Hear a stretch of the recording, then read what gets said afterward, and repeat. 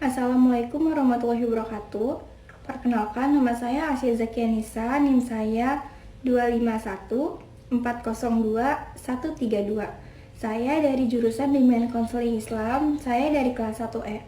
Di sini saya akan menjelaskan materi tentang paragraf dalam bahasa Indonesia. Nah, sebelum masuk ke pembahasan, paragraf merupakan satuan pikiran dalam tulisan yang tersusun dari kalimat utama dan kalimat penjelas. Kemampuan menyusun paragraf penting dikuasai karena menjadi dasar keterampilan menulis.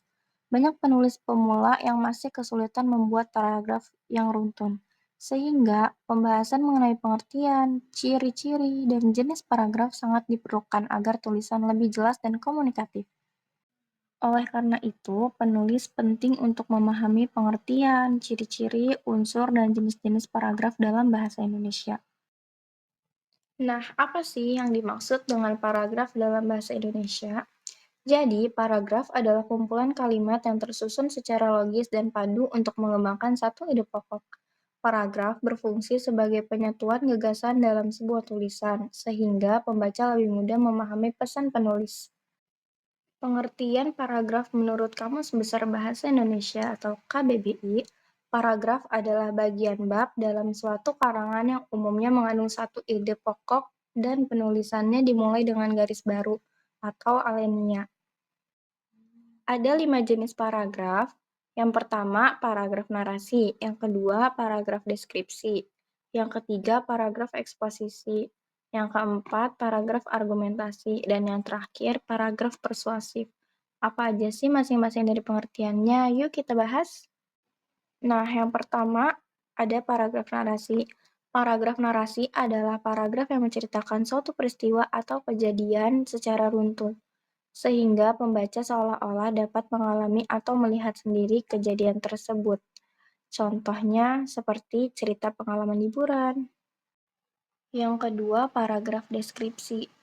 Paragraf deskripsi adalah paragraf yang menggambarkan suatu objek, tempat, suasana, atau perasaan dengan kata-kata secara jelas dan terperinci, sehingga pembaca seolah-olah dapat melihat, mendengar, atau merasakan apa yang digambarkan. Contohnya seperti menggambarkan suasana pantai di sore hari. Yang ketiga, ada paragraf eksposisi.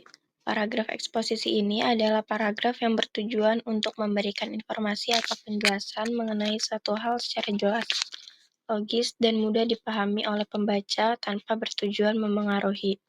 Contohnya, kayak seperti sarapan adalah waktu makan terpenting untuk menjaga kesehatan tubuh. Selanjutnya, paragraf argumentasi. Paragraf ini adalah paragraf yang berisi pendapat, alasan, dan bukti dengan tujuan untuk meyakinkan pembaca agar menerima pandangan penulis. Contohnya seperti pentingnya menjaga kebersihan lingkungan dengan data pendukung. Yang terakhir, paragraf persuasi. Paragraf persuasi ini adalah paragraf yang bertujuan untuk membujuk atau mengajak pembaca agar melakukan sesuatu sesuai dengan ajakan penulis. Contohnya seperti ajakan untuk menjaga kesehatan dengan cara berolahraga. Selanjutnya, kita masuk ke ciri-ciri paragraf dalam bahasa Indonesia. Yang pertama, paragraf harus terdiri atas beberapa kalimat yang membentuk satu kesatuan pikiran. Yang kedua, memiliki paragraf utama atau ide pokok yang menjadi inti paragraf. Ketiga, didukung kalimat penjelas yang memperjelas gagasan utamanya. Yang keempat, memiliki kohesi dan koherensi, artinya di mana kalimat-kalimatnya saling berhubungan secara padu. Kelima, menggunakan tanda baca yang tepat, terutama pada awal dan akhir kalimat. Yang keenam, diawali dengan alinea baru, biasanya menjorok ke dalam atau ada jarak. Yang terakhir, ketujuh itu memiliki kesatuan dan kepaduan, sehingga mudah dipahami pembaca. Nah, paragraf dalam bahasa Indonesia terdapat 6 unsur. Yang pertama, gagasan utama, kedua, kalimat utama, ketiga, kalimat penjelas, keempat, kohensi atau kepaduan bentuk, yang terakhir keenam, koherensi, kepaduan makna. Nah, teman-teman, ternyata masih banyak penulis yang melakukan kesalahan dalam penulisan paragraf. Ini dia 7 contoh kesalahan umum dalam penulisan paragraf. Yang pertama, tidak ada gagasan utamanya. Yang kedua, kalimatnya tidak padu. Yang ketiga, terlalu banyak ide pokok dalam satu paragraf. Yang keempat, penggunaan kalimat yang bertele-tele. Kelima, tidak ada penjelasan. Yang keenam, kesalahan dalam tata bahasa dan tata baca. Yang terakhir, paragraf terlalu pendek atau terlalu panjang.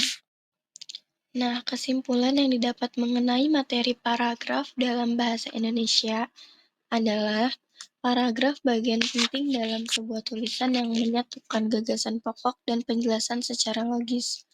Paragraf memiliki berbagai jenis seperti narasi, deskripsi, eksposisi, argumentasi, dan persuasi.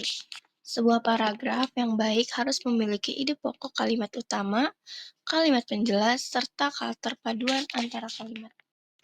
Baik, sekian pemaparan materi dari saya. Kurang lebihnya mohon maaf.